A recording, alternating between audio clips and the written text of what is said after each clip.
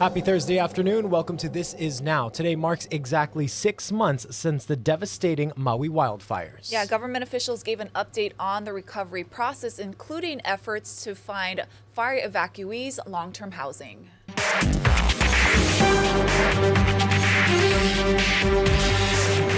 Because of the incredible success of the mayor's program and the effort that FEMA and DHS have done, it's not likely we'll need the moratorium, and we will meet our needs by March 1st. The number of housing units will meet the need that the families have at this pace. The county, we've also committed to building approximately 500 interim units, 200 right now on the West Maui side, as well as another 250 to 300 accessory dwelling units, or ADUs, that we've identified throughout the county. Maui Mayor Richard Bisson says as of February 5th, the owners of nearly 1,400 short-term rental units have applied to house fire evacuees for the long term. 842 of those units are in Lahaina. We're going to have much more on this story coming up on later editions of Hawaii News Now. The Maui Humane Society has opened a new resource center for Lahaina pet owners who were impacted by the fires. The center, located on Ulupono Street, will provide free pet food and supplies. A mobile vet clinic will also offer wellness services such as vaccines, microchips, and flea prevention every Wednesday. And an add-on site community liaison can help fire evacuees find resources for pet-friendly housing, off-island pet travel, and other needs. The idea is we want to make sure that people and their animals stay together, and we don't want to see anyone have to give up their loved one, especially after they have lost everything. The Pet Resource Center will be open Tuesday through Saturday from 11 a.m. to 5 p.m. The Maui Humane Society says there are more than 400 pets living with displaced families in temporary hotel housing. Back here on Oahu, Honolulu police want you to be on the lookout for a man they're calling armed and dangerous.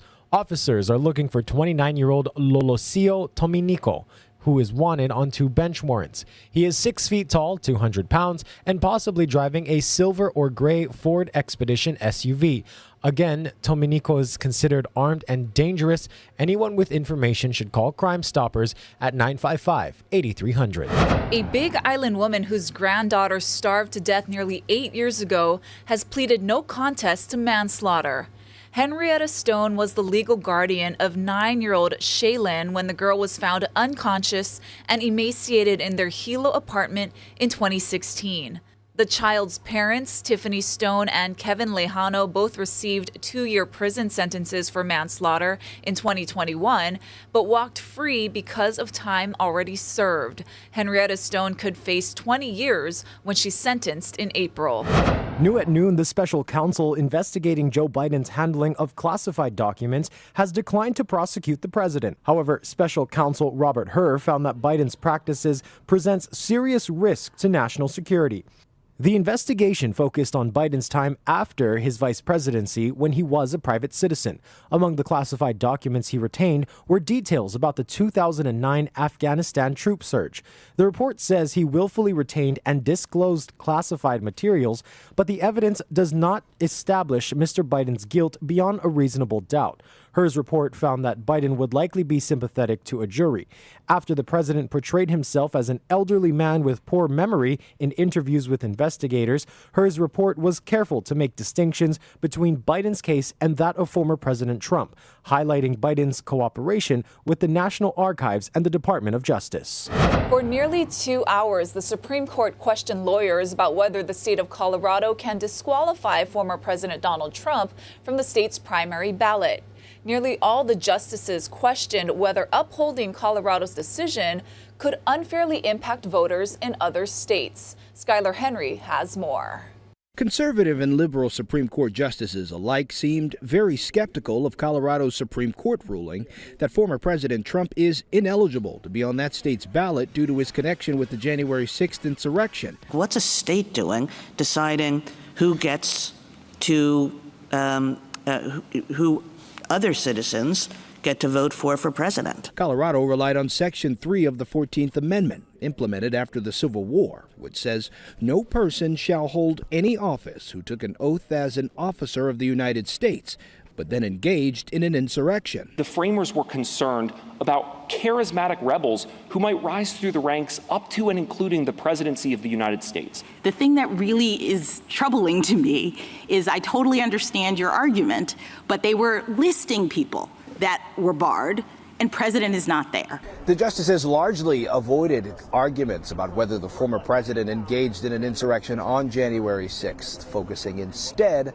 on the ballot access. I think they are headed towards a fairly consensus ruling on what power states have to resolve this matter, but it could set us up for a big political discussion later on. That's because former President Trump potentially still faces criminal trials surrounding the events of January 6th. We could have a lot of discussion and potentially disruption around the idea that Donald Trump, if he won the election in November, he might not be qualified to serve as president of the United States. Speaking outside of his Mar-a-Lago home, Trump called today's hearing another form of election interference. You have millions of people that are out there wanting to vote, and they happen to want to vote for me. The court is expected to issue its ruling in the next couple of weeks. Skyler Henry, CBS News, the Supreme Court. Today, the U.S. Senate voted to advance a foreign aid package with assistance for Ukraine and Israel. The $95.3 billion package now moves one step closer to a final vote.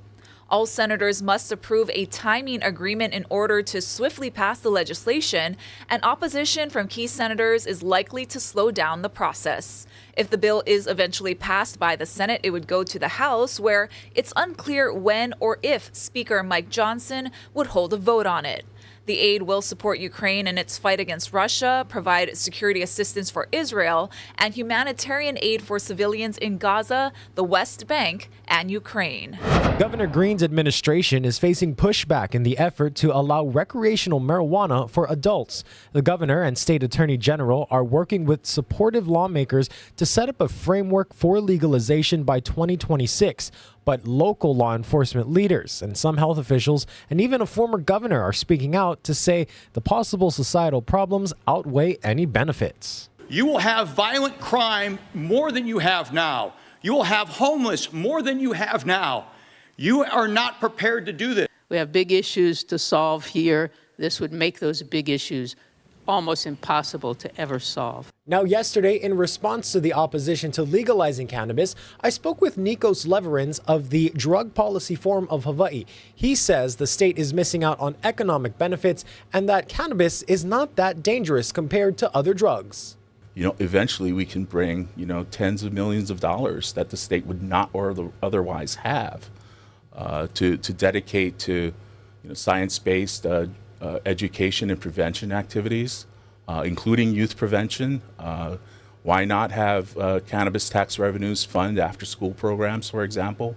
We need increased access to behavioral health treatment outside of the criminal legal system. The next hearing on the legalization bills is set for Tuesday at 9 a.m. at the state capitol.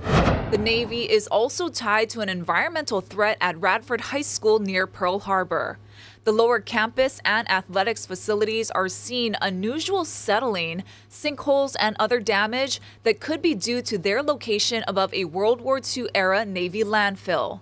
Repairs are questionable because school officials have been warned by the Department of Defense there may be hazardous conditions just under the surface. We really don't know who to call. I mean, it's out of the DOE's hands, We've been told many times, as you know, 8 years now it's been going on 9, and nothing. This was built on a dump, and when I represented the area, I didn't know that. So now it's reminiscent of Red Hill, 80 years of settling and things literally popping to the surface. I would build a new school close by on military property that's not contaminated, and the DOD needs to pay for it. The Army Corps of Engineers says it is studying the impacts of the old landfill and will work on a plan to bring health risks to acceptable levels. It did not offer a timeline. A cruise ship headed to Honolulu is dealing with an outbreak of gastrointestinal illness. The CDC is investigating the outbreak on the Queen Victoria, which departed from San Francisco on Wednesday. More than 150 people have reported symptoms, including diarrhea and vomiting. Cruise officials say they've increased cleaning and disinfection and isolated ill passengers and crew. It's set to arrive in Honolulu on Monday. Ahead of Super Bowl Sunday, Steve and Casey are running around Vegas, meeting up with Hawaii natives who are doing cool things in Sin City. Oh man, you know Steve and I were going to find the Ono local food here in Vegas. And we did. We found a couple of spots, but this one in particular we really liked, highly recommended, Generations Kitchen. I'm hungry, Steve. Oh, well then let's go, buddy. This was a great find. We're here at Generations Kitchen, which is a locally owned, Kailua Boy-owned local food spot here in Las Vegas. David Horswell is the owner here at Generations Kitchen. Let's start with this, David. How many Hawaii people do you see on a regular basis? Oh, I get choke every day. I get choke. Kind of count. Eat plenty. Yeah, and you got all the favorites. This is really interesting too because you weren't a chef before, but you moved up here kind of out of necessity because things were so expensive back home. And how did this all start? Yeah, we actually started selling food, out of our garage. It's like a side hustle. Hawaii, you gotta have one side hustle, huh? So we just, sold food out of our house, out of our garage, and then we went to a food truck. And then, here we are now, like 5 years later. Okay, so tell us about the food. What do we have here? So this one here, we get the ahi katsu. It's deep fried ahi. And we got our spicy mayo unagi sauce on top. Yeah, so that's the poke nachos right there, the shoyu poke, wonton chips. Then you get the spicy mayo sauce, unagi, green onions, bukkake. My favorite probably, the loco boco. Walk me through how you guys make this with love. Yeah, so every day, the patties is pressed daily, and then we put it together. And then it's rice, eggs, mac salad, gravy. How important is it to get that yolk just right? Oh, it's everything, right? And you put it on the top, it looks nice when you bust it open. Oh yeah. Why don't we dig in, Steve? Dig in, let's have some. The big ahi katsu. Ooh. Casey, I'm gonna do my best Guy Hagi Cheap Eats impersonation.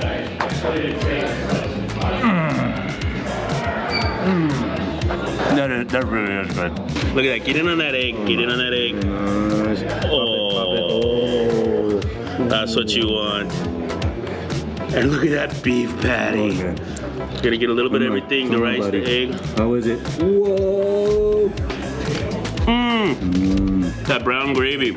You'd have a lot of white people in town, normally, but also for the big game. Where can folks go to find you? Oh, so we're over here at 6280 South Valley View Boulevard, Unit 100. We're about a mile and a half away from the stadium. So yeah, come down, check us out. And sticking with Super Bowl news, we put out a challenge to our very own newsroom. We invited our team to create their best Super Bowl poo-poo recipes and share it with us. We're going to show you some, and later this week, you can vote for your favorite on the Hawaii News Now Instagram page. Here is Jonathan Masaki and Stephanie Lum. How's it? Jonathan Masaki in my kitchen right now. You see Nalu, he got his bandana on. Koa doesn't because I stole his. I want to show you my ingredients first of all. You got a tofu, you got edamame, you got green onion, you got furikake, and then you get my secret sauce here, and then some sesame seed. So my dish is basically a really healthy tofu edamame poke. Okay, so it's not going to be all that difficult to make, but first of all, you're going to get your tofu. Okay, you're going to throw them in your bowl. Then you can get your edamame, throw them in the bowl too. Then you can get your green onion, get all that inside here. Okay. And then I'm just gonna throw my secret sauce here, okay? Secret sauce, you pour them all over. Okay, there you go, empty. Mix them all up. Okay, then you're gonna garnish with your sesame seed, and then lastly, put some of that good furikake on top, okay? Just in time for grind. I'm making a super quick Super Bowl poo-poo, my all-time fave, lomi salmon dip. Now all you need is 2 ingredients, 1 block of 8-ounce cream cheese and 1 14-ounce container of lomi salmon. Let's get started. I always use this recipe from Taro brand. Drain the lomi salmon and mix with the softened cream cheese. Refrigerate for at least 2 hours. Take it out. Serve and enjoy. It's so good. Very interesting. I I like both of those. They look Ono, for sure. Yeah. All right, here's a live look outside. This is Seattle, you guys. 46 degrees there in Washington. We're going to have a look at our island forecast after this quick break.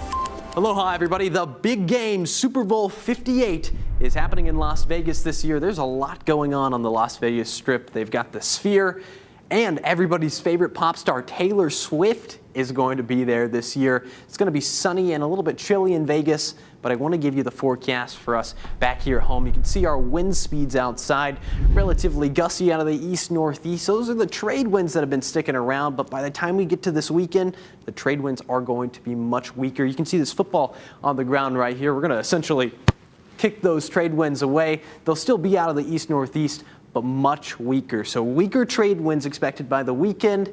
And when we have weaker trade winds, the moisture just sits on top of us. It gets a little bit more humid outside. So we've got a better chance for scattered showers on Saturday and Sunday. Taking a look at the actual forecast, you can see around 82 degrees on Saturday and Sunday. Overall, beautiful weather to watch the football game.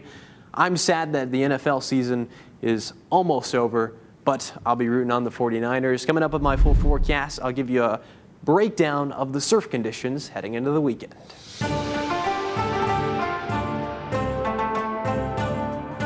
Well, you've probably heard of char siu, a type of Chinese pork, but in our Journey to China series, Stephanie Lum samples some other delicacies like pigeon and sandworms.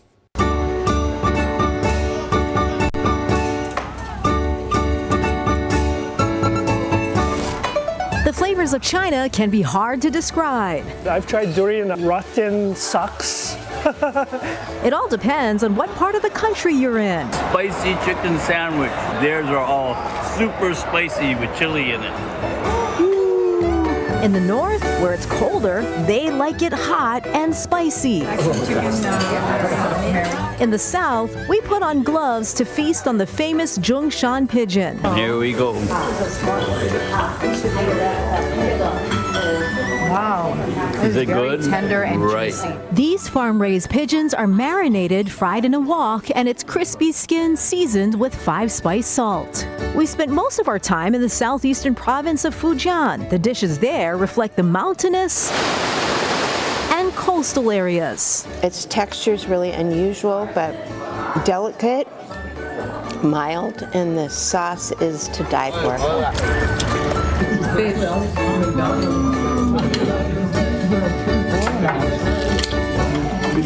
There's plenty of fresh seafood.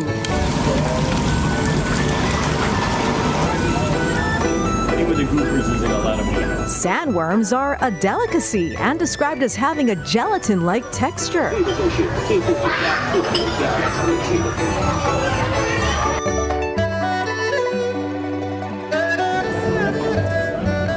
This is a special Fujini soup.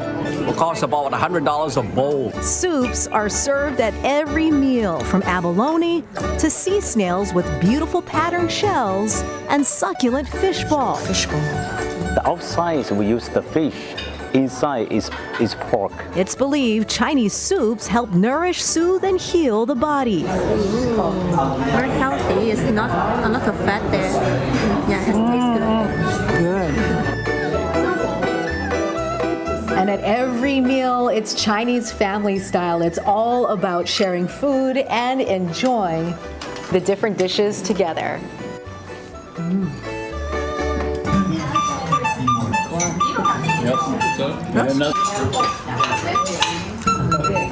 Chicken.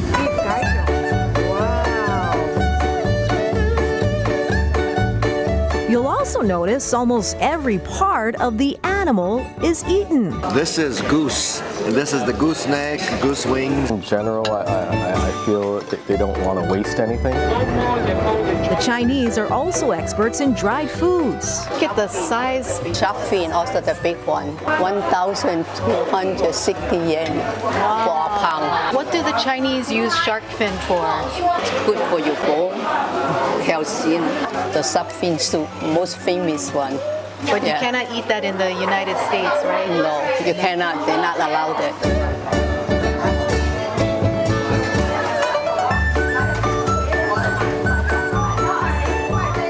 Back at home, lihing mui, cracked seed, Chinese influence is also found in Hawaiian food like chicken long rice, which has the long rice noodles. It's like a Taiwanese noodle. I remember eating when we were small. Andrea Young's fifth-generation Chinese. Her grandparents opened Young's Fish Market on Oahu in 1951 and carries on their traditional recipes. I'm very proud to be Chinese. Food is definitely one of the things that gets passed down in the generations, and the way that they cook, the way that they flavor. It has a very good mix of umami flavors. Chinese food is like that as well. Thank you. Another fascinating story by our very own Stephanie Lum in her ongoing Journey to China series. Thanks so much, Steph. Let's turn back now to the H&N Challenge, the Super Bowl poo-poo contest. Here is the entry by our very own Jennifer Robbins. It's the Lunar New Year and Super Bowl Sunday. Are you guys ready to cook up a storm? Yeah! And our Robbins family surely cooked up a storm to bring in Lunar New Year. And now we want to celebrate both the Year of the Dragon and this year's Super Bowl teams in red by putting together a known Vietnamese poo-poo, but with a fun island twist. Aloha everyone, I'm super excited to introduce you to my mama soon. Chúc mừng năm mới. That means Happy New Year in Vietnamese. And we're gonna make summer rolls for the Super Bowl, or fresh spring rolls in Vietnamese. Ours will be with one of my island faves, poke, making everyone feel like they made a touchdown after their taste buds tackle these bad boys. Key ingredients include the rice paper wrap. Usually you can get them at any supermarket. We got these in Chinatown, along with the rice noodles. Okay. And as far as the content, you can be creative and choose whatever meats or veggies you desire, and even replace meat with tofu. Definitely no penalty here using your favorite poke. This one is spicy ahi, plus fresh cucumbers, lettuce, and one of my personal favorites, avocados, and mints from Mama Soon's garden. Now get ready to roll! Go! It's really simple. When you get the rice paper, you get some hot water, you dip it in the hot water. But not for too long. Little bit of this, a little bit of that, just a spoonful of poke, plus some avocado, a pinch of greens, and some noodles. When rolling, try not to make it like a burrito and overstuffing it. It will fall apart. Think bite size. By rolling it tight like a sushi, it holds together and is easier to eat. Anything you like, you can grill them on or vegetable by themselves. Anything you like, you can place it in the summer roll. Roll very tight, okay? All right, Mama Soon and I just got done with the poke ones. Now we're gonna do chicken and shrimp combo. It's gonna be good. To make more than 12 rolls, we use 2 handfuls of steamed shrimp and 1 large chicken breast. Yummy! And for the finishing touches, the dipping sauce. 4 simple ingredients. We're talking about a little bit of water, a touch of vinegar, peanut butter, and hoisin sauce. Ta-da! Tip, eat and enjoy the same day you make them. These are beautiful. Oh, great job, Mama Soon. May the team in red, at least the best team in red, win. Woo! Cheers. Yummy. Let the good times roll. Summer rolls with poke.